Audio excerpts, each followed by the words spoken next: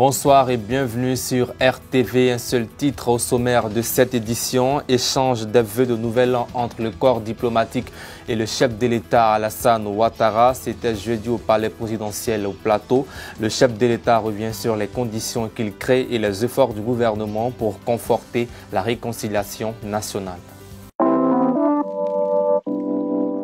La cérémonie de présentation des vœux de nouvel an du corps diplomatique au chef de l'État Alassane Ouattara s'est tenue hier jeudi.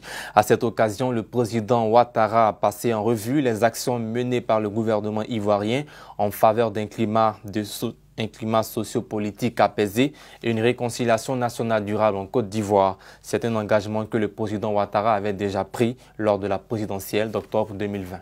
Conformément aux engagements que j'ai pris lors de la campagne présidentielle, la consolidation de la paix, de la sécurité, de la réconciliation et de la cohésion sociale figure au titre de mes priorités.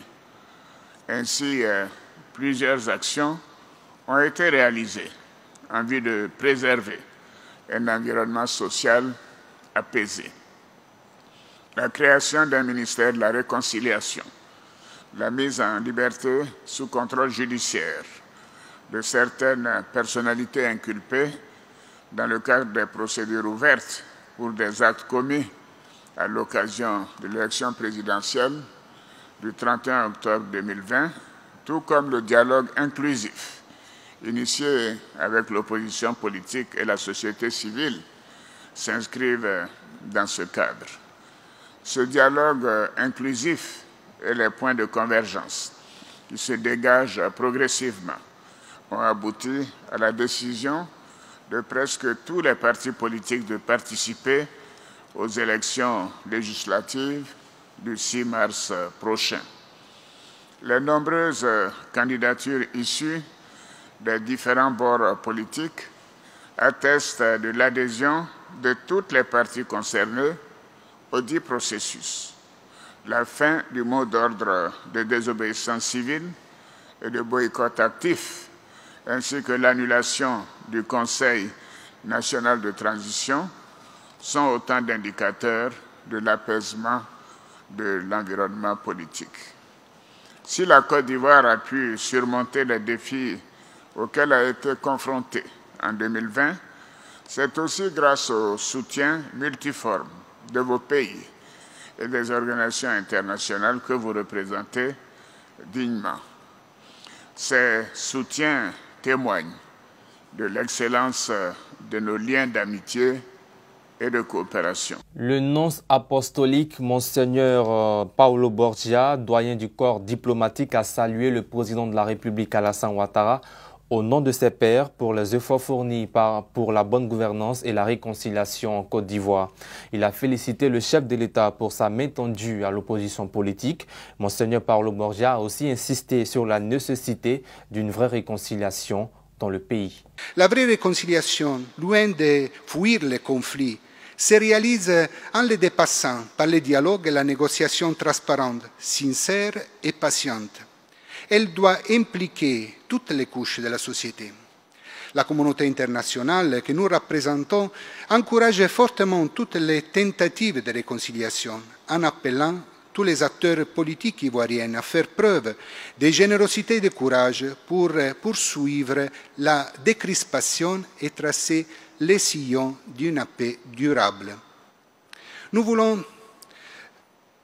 Nous saluons les rencontres avec l'opposition que vous avez initiées dès novembre 2020 et dont le gouvernement a pris la relève.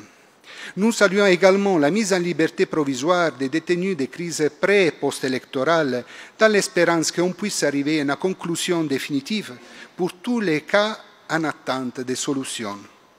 La création des ministères en charge du processus de réconciliation nationale sera, nous l'espérons, l'instrument efficace pour favoriser le dialogue franc et inclusif qui permettra de parvenir à l'apaisement de la vie politique et sociale dans le respect des divergences et des différences comme une opportunité pour avancer dans la quête du bien commun.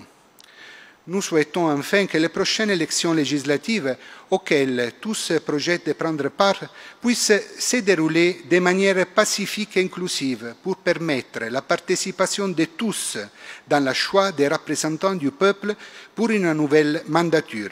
Ce moment important de la vie institutionnelle de la nation sera ainsi un pas décisif sur le chemin entrepris pour la réconciliation nationale et la cohésion sociale. Au terme de cette cérémonie de présentation des vœux au chef de l'État, voici ce que les diplomates retiennent du discours du président Alassane Ouattara. On voit vers les législations et les élections législatives qui sont beaucoup plus inclusifs et donc c'est vraiment un choix de le voir. Et aussi, on peut que féliciter la Côte d'Ivoire pour pouvoir s'en sortir d'une crise, d'une pandémie qui a touché le monde entier. Et vous voyez ce qui se passe actuellement en Europe avec 2% de croissance. Je crois que c'est excellent. Et on peut que souhaiter pour la Côte d'Ivoire que cette croissance revient même à un niveau beaucoup plus élevé. Comme M. le Président a dit, nous avons rencontré quelques difficultés l'année dernière, surtout à cause de la propagation de Covid-19. Mais quand même, la Côte d'Ivoire a réalisé des croissances d'économie, même aussi cette situation de difficulté. Et aussi, l'élection présidentielle a terminé avec le tranquille et le grand succès. Donc, c'est de bons signes pour la Côte d'Ivoire de continuer son développement économique.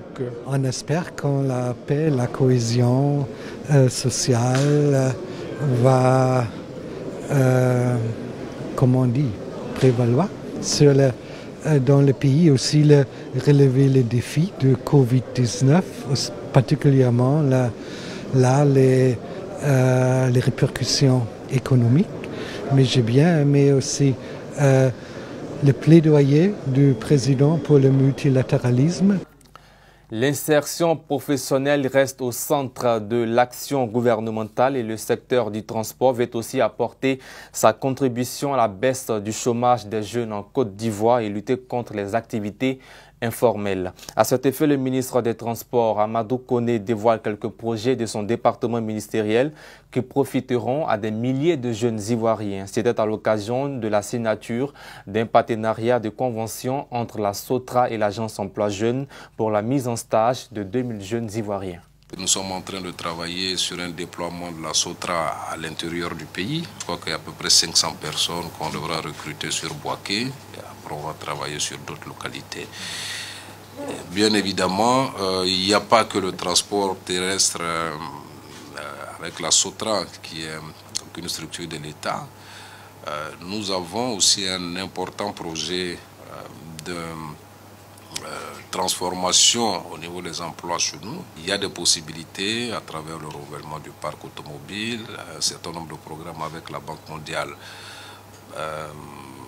l'Union européenne, donc de formation de l'ensemble des gestionnaires de transport, des conducteurs, ainsi de suite, pour qu'ils puissent passer plus tard donc des emplois formels. Je crois que nous avons formé, on a 5000 personnel à former.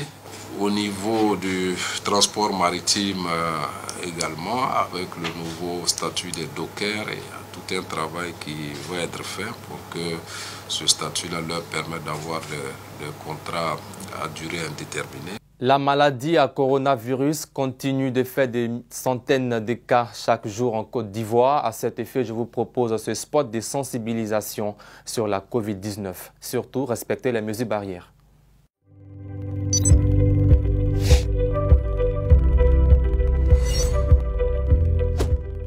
Je ne veux pas que le corona envahisse mon pays. Alors pour l'éviter, je n'ai qu'à faire des choses très simples. Si je n'ai rien à faire dehors, wow, moi je reste chez moi. Oh. Si je ne te serre pas la main, faut pas m'en vouloir, faut pas te fâcher. Yeah.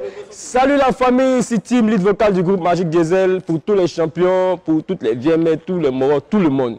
Je vais vous parler d'un mouvement. Affaire de corona, là, on dit feuille de Nîmes, ça soigne, ça soigne. C'est un faux son. Feu de Nîmes ne soigne pas. Champion, le vrai son là, si tu sens que tu as des coups battus, tu tousses, et puis tu as la grippe, appelle le 143. C'est ça qui est le vrai son.